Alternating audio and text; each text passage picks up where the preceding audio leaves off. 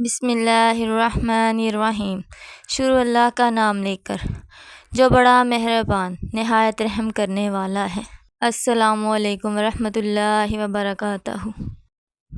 حضرت عقبہ بن عامر رضی اللہ تعالیٰ عنہ بیان کرتے ہیں، رسول اللہ صلی اللہ علیہ وآلہ وسلم نے فرمایا، تیرا رب پہاڑ کی چوٹی پر بکریاں چرانے والے اس شخص سے خوش ہوتا ہے جو نماز کے لیے اذان کہتا ہے اور نماز پڑھتا ہے۔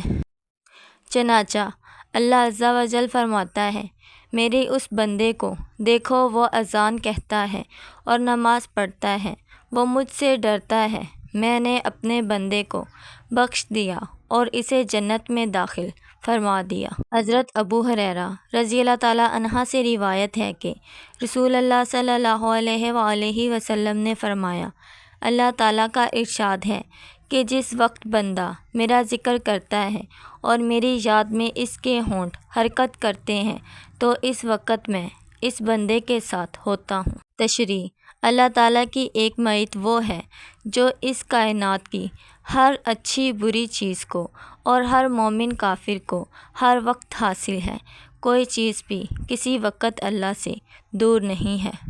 اللہ تعالیٰ ہر چیز کو محیط ہے، ہر جگہ اور ہم وقت حاضر و ناظر ہے، اور ایک معیت رضا اور قبول والی معیت ہے۔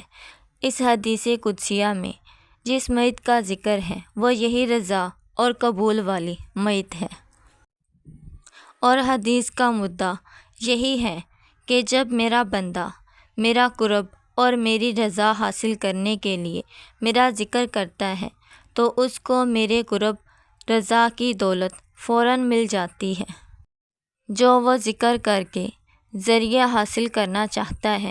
اللہ تعالیٰ اس دولت کی طلب، اس کا ذوق شوق اور پھر وہ دولت نصیب فرمائے۔